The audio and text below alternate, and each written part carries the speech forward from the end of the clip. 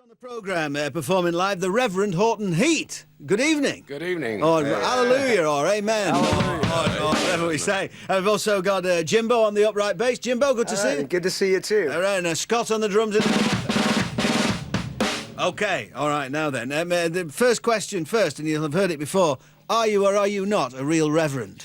Yeah, no. It was kind of put on me, and thankfully I kind of ran with it. The guy that actually put it on me, he later became a born-again Christian, and he'd show up at our shows and go, you know, Jim, you really should drop this whole Reverend thing. Right. But by that, I told him, I said, thanks to you, I should get it tattooed on my forehead. But yeah. Yeah, no, I'm the Reverend of rockabilly music. Right, that's okay. what I am. Does that mean can you do marriages then? No, that's why I would never want to be a real Reverend, because God, the whole marriage thing and oh God, standing there in the hot sun wearing a tuxedo. Right. Okay. Yeah. It's a bit different over here. You can be a Reverend over here and just kind of wear. Maybe just do funerals. Well, possibly. I mean, I was wondering, is it the Reverend thing? Is it applicable because your gigs are a quasi-religious experience? Yeah, well, that could be it. Yeah, that could be it too. Yeah. Do people come to worship at the altar of rockabilly? yeah. I guess that's what. Yeah, I guess you could say that. Yeah. Are you known to preach between songs? Well, I have been. Yeah. But you know, we kind of backed down a little bit from that because it got a little bit campy. But oh no, don't get me started. I can do the sermon. Yeah. Right. Okay. So tell us, what's the sort of potted history of it? Where are you from? And tell us a bit about the town you grew up in. Well, I grew up in a town called Corpus Christi, Texas. Right. But San Antonio and Corpus is both in South Texas. That's near Austin, isn't it? Yeah, but actually further south, so it's even hotter than in Austin, where I grew up. So, and closer to Mexico too. But because Corpus Christi sounds like a sort of religious enclave, doesn't it? Very much. Yeah, it's one of the capitals of Catholicism in the United States. Right. So, are you a card-carrying Catholic yourself? Yeah, no, I'm not a Catholic. No, I guess you could kind of say I'm a Christian, but I'm a really bad Christian. So it's probably gonna have to do some real sweet talking to get my way into heaven if that ever comes up. So.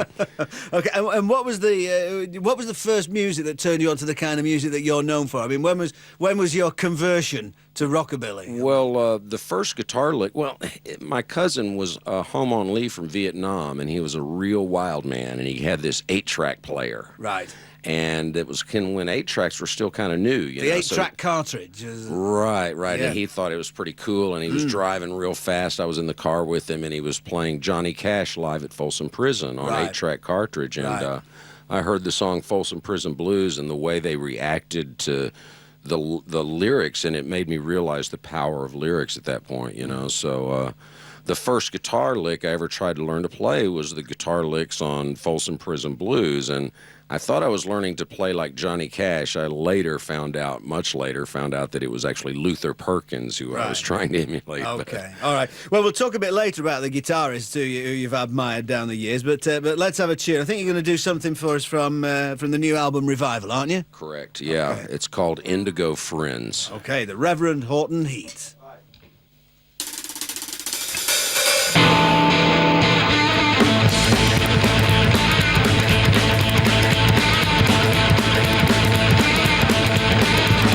As long as I live, I won't know why. Why some of my friends turn to indigo dust. They just gave up, that's what they did. The secretive thing they very well hid. Everyone loses and heroin wins. Now I just miss my indigo friends.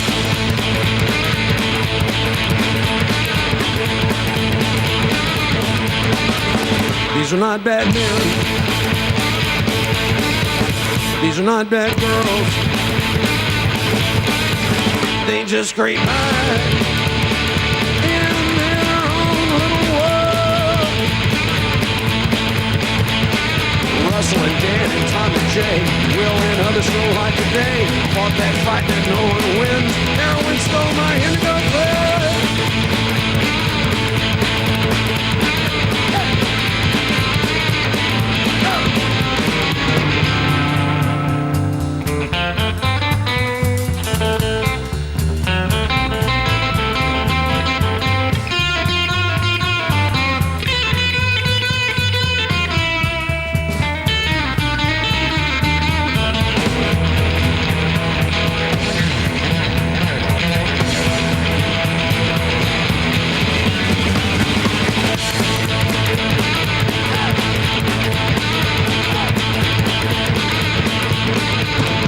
time slips by, I sit and wonder why them not me? Oh, why them and not me? I thank the Lord that did not go there. Really didn't see their light descend. Really didn't know till the bitter end. Heroin stole my indigo thread.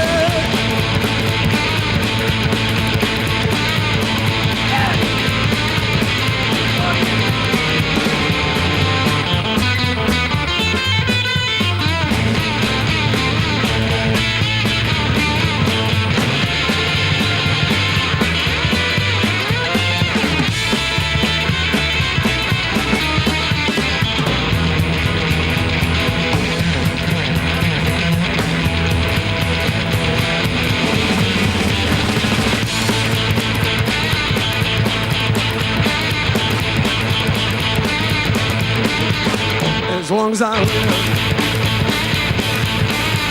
I won't know why some of my friends turn to indigo blood. They just gave up, that's what they did. That's a good thing they very well hid. Everyone loses and heroin wins. Now I just miss my indigo blood. Indigo blood. Indigo bread, yeah. Indigo bread,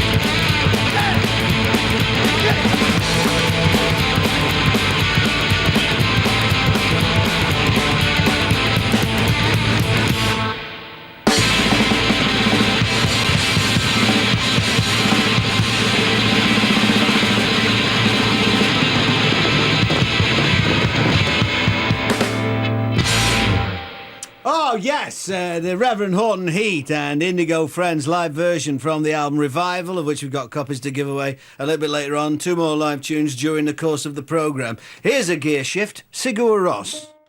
Horton Heat is here tonight, vocals and guitar with Jimbo Wallace on the bass and Scott Triller on the drums. One thing I like about your stuff for a long time is I like bands with one guitar in it, right? Because you can hear everything really crystal clear. But it depends on a key technique for the guitar player, which I think you describe as the hurricane technique. Oh, yeah, here, right? yeah. So explain to me the hurricane. Well, the hurricane is kind of like it's a difficult lick with the left hand, but it's the easiest lick in the world with the right hand. So Right. what I do is I hold the low string with my thumb. Right. And then I mute the second string with that same thumb, with the tip of it. Right. And then I can kind of like just do downstrokes with my right hand and play some lead stuff and still have a good drone note going like. Yeah. So it's kind of like lead and rhythm at the same time then. Yeah, uh-huh. Sure. Which is great, because some of my favorite, like, Wilco Johnson in Dr. Feelgood and Mick Green in The Pirates and everything, played loads of stuff like that. Who were the guitarists who meant something to you then when you were growing up? I know that Link Ray passed away last year, didn't he? Yeah, that was really sad. Because he was a real guy. Him and Dick Dale were real pioneers, weren't they? Right, yeah. Oh, yeah, Dick Dale and all the surf guitar stuff. The Ventures, the Shadows, that kind of thing, the Trashmen, and then, that's the kind of the surf.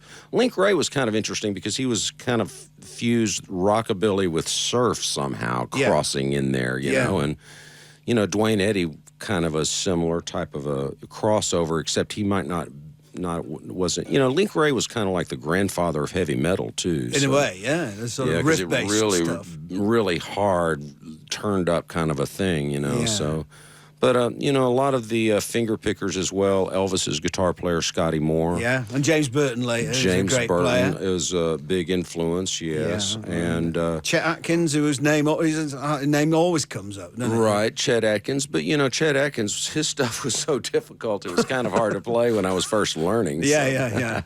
But no, very much Chet Atkins and Jerry Reed stuff. For the countryside, and then a lot of blues players as well.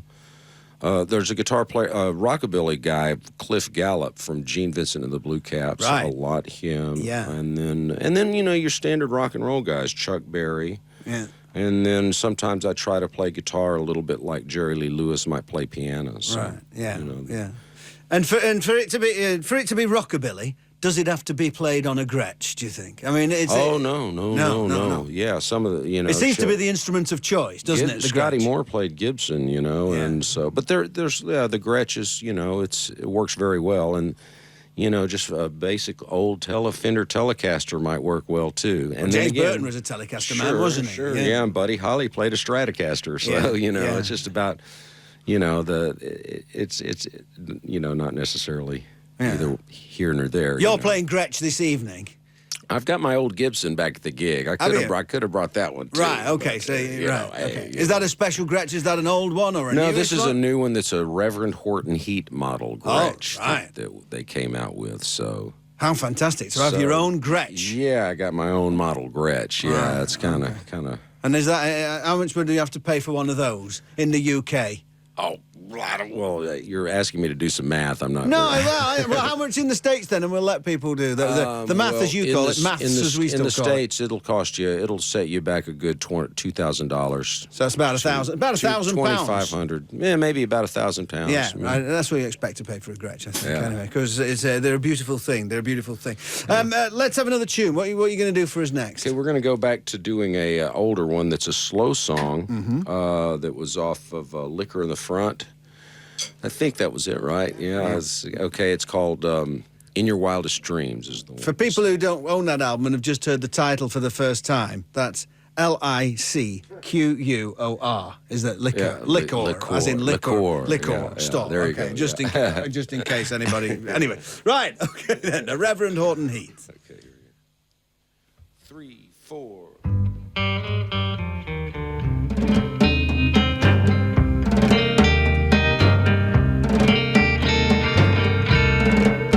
Late at night, and you're sleeping, you'll hear my lonesome call, and you'll feel my waiting lips barely touching you at all. But it's only as real as any dream can seem. I'll see you wildest dreams. 1,000 miles, though I may be now, I'm before you on my knee. But 1,000,000 miles can't erase the love you have for me. 1,000,000 miles it seems, but you can feel my love like beam. I'll see you in your wildest dream. I'll see you. You'll see me as though I were real. I'll see you. You'll see me as though you could feel my breath on your neck. The touch of my hand, you'll awake in a room of steam. I'll see you in your wildest dream.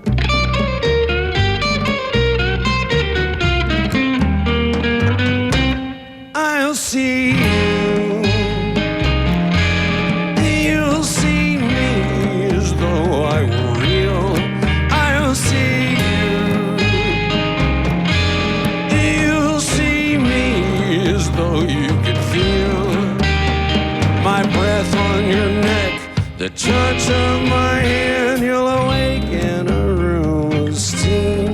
I'll see you in your wildest dreams.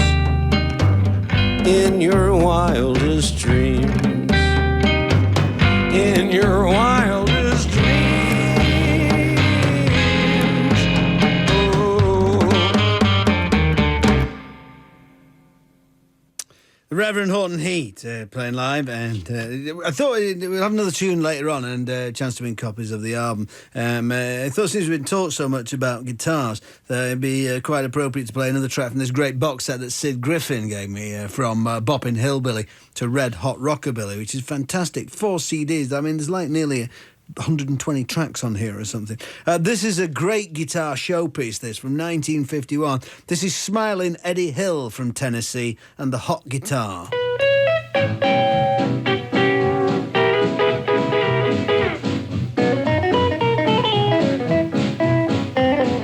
Way down south, neath the neon star, there's a man who plays the hot guitar. The Gumbo wagon and the Gumbo car. Hear this man play the hot guitar. One fine night they were having a ball. The joint was jumping and rocking the hall. The hot guitar is set with a smile. For buck up throw, it's anybody's style.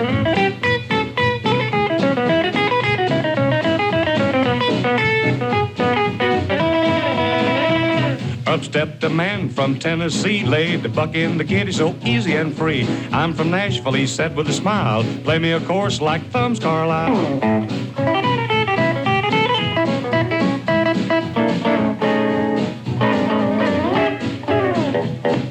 That's real great, I heard someone call. Now play me a chorus that tops Les Paul.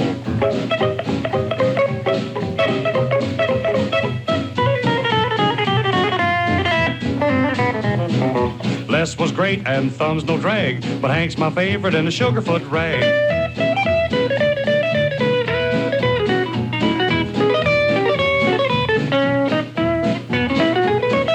Man, oh man, ain't that the stuff? Play me something like Roy Acuff.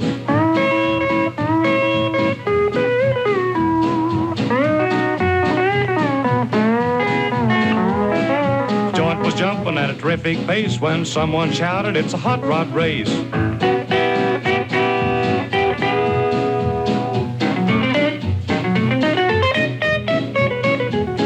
They hollered and they shouted and laughed with glee and divorced Merle Travis by C.O.D.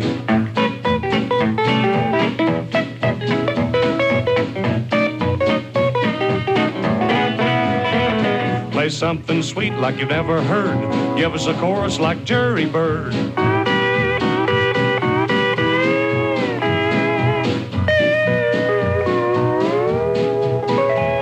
Lay down your pick and lose your sins. Have a break like Chet Atkins.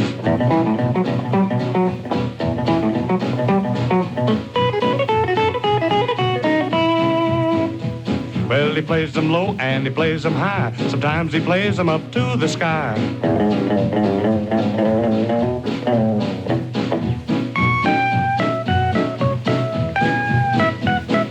Way down south, neath the neon star, the man keeps playing that hot guitar. The Gumbo wagon and the Gumbo car, as long as that man plays the hot guitar.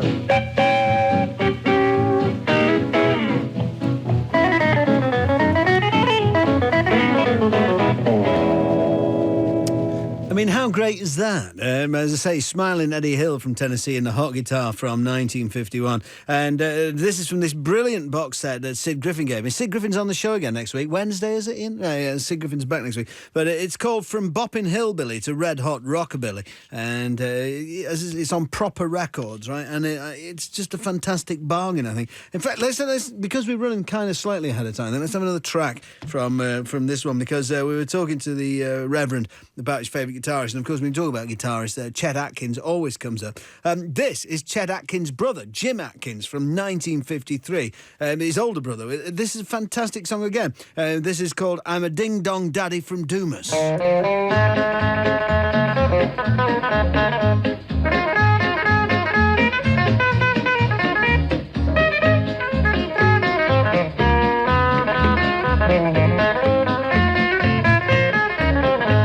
I'm a ding-dong daddy from Dumas. Hey, you ought to see me do my stuff. I'm a clean-cut fella from Horner's Corner, and you ought to see me strut. I'm a caper-cutting cutie, got a gal named Katie. She's a little heavy-laden, but I call her baby. I'm a ding-dong daddy from Dumas. Hey, you ought to see me do my stuff.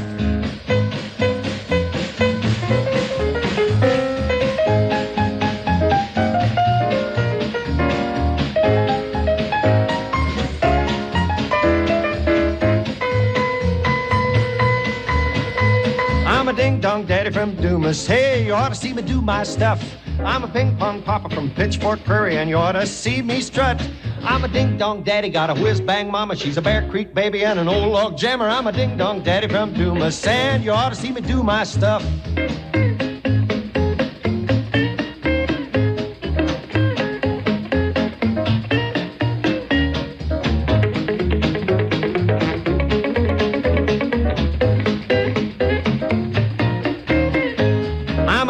Daddy from Dumas, and you ought to see me do my stuff.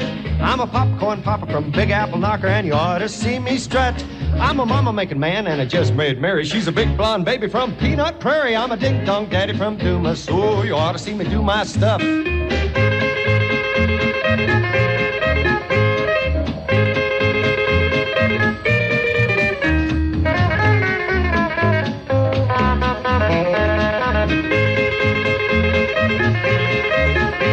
I'm a ding-dong daddy from Dumas, so you ought to see me do my stuff. I'm a cider sipper from Corncob Center, and you ought to see me strut. I'm a high-powered papa, got a gal called Susie. She's a fast-moving mama, but she can't lose me. I'm a ding-dong daddy from Dumas, so you ought to see me do my stuff.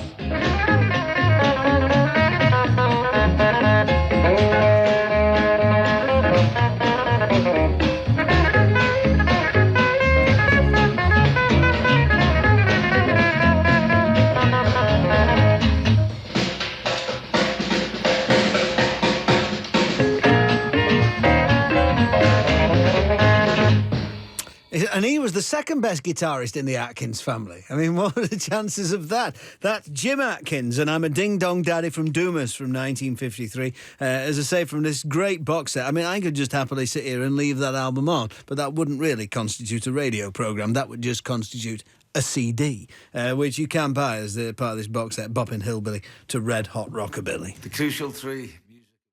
Tonight we've been privileged to be part of the congregation administered to by the Reverend Horton Heat, who is still here. We've got copies of the new album Revival to give away, so I guess we should have a question then, the Reverend Jim, if you'd be so kind. Okay, what album was I listening to my cousin played for me that inspired me to learn to play guitar? Right, okay, it was mentioned earlier on, as is becoming tradition on these things. That all-important, influential album that got the Reverend playing guitar for the first time. 88 to 91 on the text, mark.radcliffe@bbc.co.uk on the email, first 5 through signed copies of the album. Where does sort of rockabilly stand? What's it standing? Because I think of it as kind of American folk music in a way, but we hear a lot about Americana, which tends to mean the whole alt country scene that comes from Graham Parsons and the Byrds and right through and all that. Is there a lot of rockabilly interest and bands in the States? We had the legendary Shack Shakers through here, who've got a kind of pretty energetic sort of psychobilly take on it. Yeah, well, you know, I think largely because of us and several other bands that kind of updated rockabilly. Yeah. You know, it made it more popular. Yeah. For you know, your alternative. We have everything: alternative, metalheads, country people. Of course, some of your straight rockabilly people. Yeah.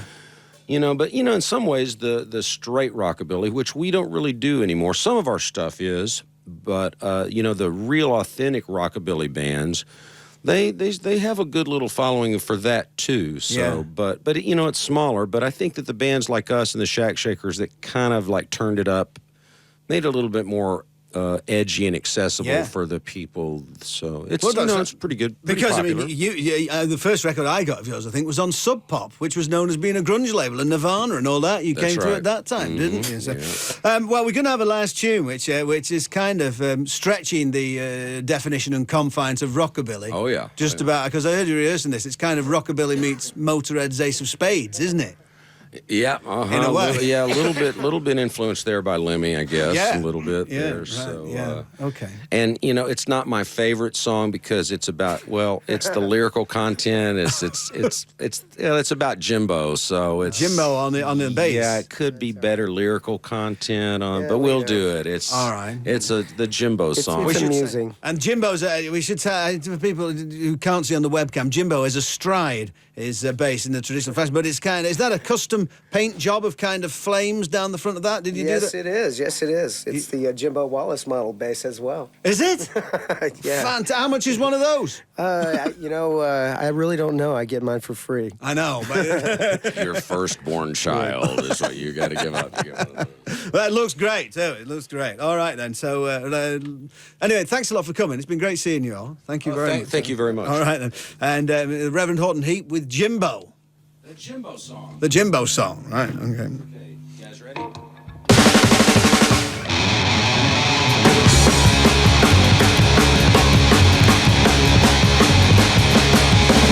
Chain-driven wallet, above ground cool, J-I-M-B-O. Slap-face bones, rockabilly, ultra cool, J-I-M-B-O. Nature 40 Jimbo, get your big one upchuck. Don't cruise around with lady luck. J-I-M-B-O, J-I-M-B-O, go!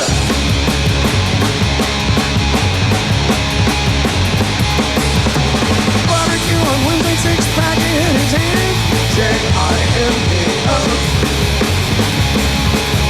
Such a nickname shepherd from Dearborn, Texas land, J-I-M-B-O. Pompadour skull tattooed on his arm, but Jimbo never did nobody no harm. J-I-M-B-O, J-I-M-B-O, go! Jimbo, go!